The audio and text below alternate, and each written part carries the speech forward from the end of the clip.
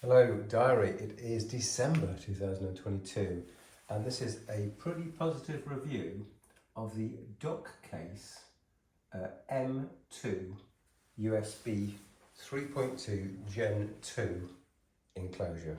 Now this is not a Thunderbolt enclosure and it doesn't have a Thunderbolt 3 interface, but it is claimed to give around 1000 megabytes per second maximum disk transfer speed.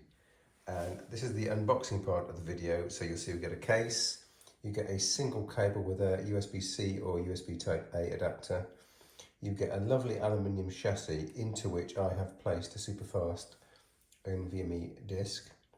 And the nice thing about this is it's screwed in the sense that the drive is screwed to the actual body of the dock, and then that is screwed to the top there.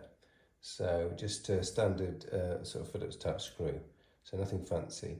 Now this dock has performed very well, and at the time of speaking it was between this stock and an Enclosure stock. This stock is, quote, only about £60 from Amazon.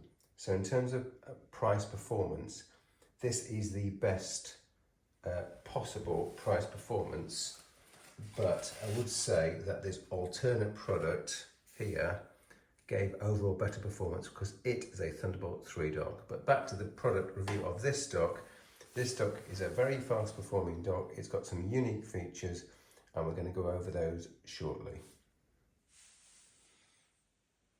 Okay, and you see the party piece for this lovely DockCase NVMe dock is in fact that it has a small LCD display on the top of the case.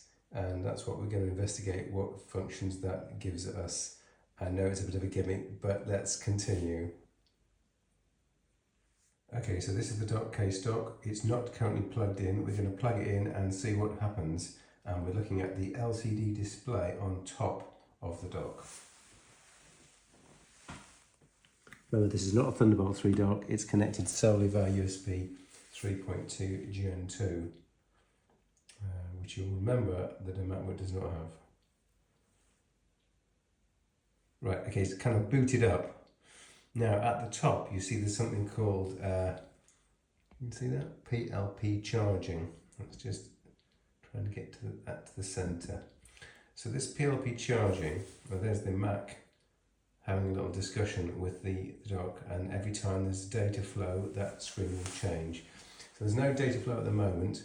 And you can see at the top it says DockCase, and then it says below that, it says, oh, more data flow. You'll say, it says 15-second PLP mode. Now, this device contains a little battery, sorry, 1 second PLP mode.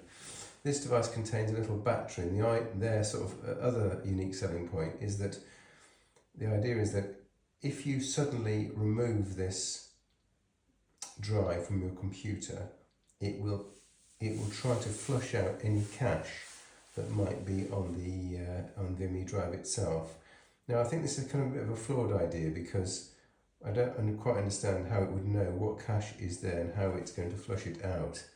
But suffice to say that when I was about to take a disk out, I'm pretty religious about always ejecting it properly, especially on the Mac, because it tells you off if you don't do that. Nevertheless, that's their selling point. There's a little battery inside. The second selling point, apart from this amazing display, is that it's got a little battery, and if you pull out the plug, and don't safely eject the drive, it's going to attempt to write back, I presume, the cache from the RAM part of your NVMe disk to the actual solid state part of the disk. Okay, so below that there are various other features, and what we're going to do is we're going to show the 3 features that this thing actually has when you press this button at the bottom, including the change in the language to Chinese, which I did a minute ago, and that was a bit of a disaster. So here we go, you hold this button, and I'm going to SSD info. So amazingly, it shows you the SSD info of the drive. So this is a WD black drive, it's got a capacity of 1 terabyte, tells you what the firmware level it is. It says unsafe shutdowns, 12, how dare you. It gives you some remaining life, number of power cycles, and it's how much has it been written. So it's quite ingenious in the sense that you could get information via a smart analysis of the drive, but it's kind of cool to be able to look at it just like that. So that was the first menu. Let's go into the second menu, which we do holding that, SSD info. Come on, about me. So that's their company, that's their website, and you can see you can change the language, you can change the boot mode, you can change the screensaver. Oh, there you go. Too quick.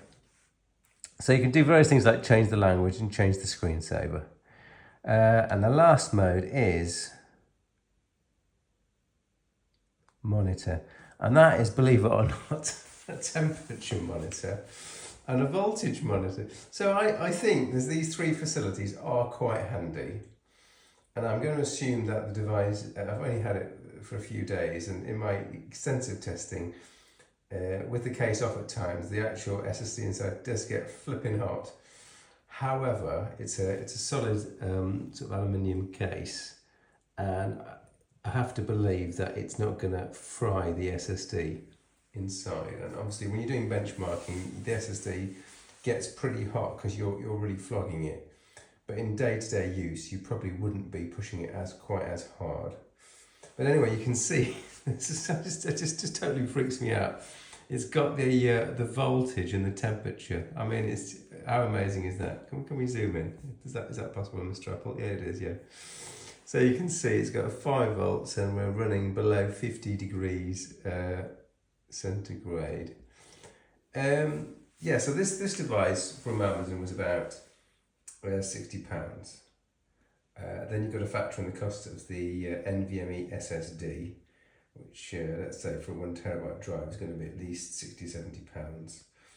And now let's talk about the performance figures. So this does not have Thunderbolt 3, but in my extensive testing with 2 different Apple computers and a Windows laptop, which I custom built, the speed of this drive is not really limited by the lack of Thunderbolt 3, because although Thunderbolt 3 could give you this, well, theoretically 40 gigabits per second, I found out that the Apple subsystem, somewhere in the Apple subsystem, when you write files bigger than about 20 gigabytes, the whole machine just slows down, the disk transfer rate slows down, and that just didn't happen on this dock, but on the other docks I have tested.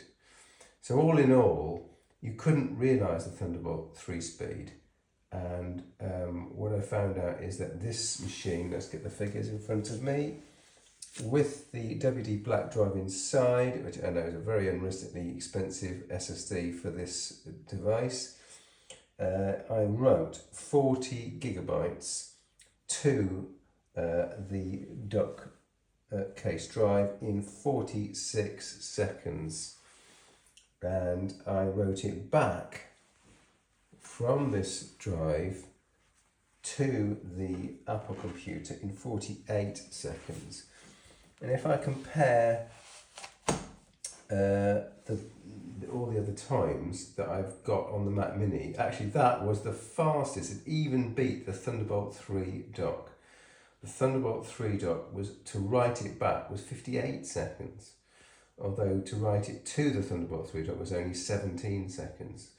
So in just about every case, this DockCase dock, although it doesn't have Thunderbolt 3, and the Mac Mini doesn't have, I believe, 3.2 Gen 2, it only has 3.2 Gen 1, when we have 3.2 Gen 2 X1, or X2, it doesn't have a 2X2 interface. So I am amazed that although this doesn't have Thunderbolt 3, it does have this 2 unique selling points. It's got the LCD display with these 3 features, and it's also got the battery backup. So that's it. DockCase, pretty good. It's not quite as fast as this Thunderbolt 3 dock, but it's about half the price. Okay, Derek, thank you for watching.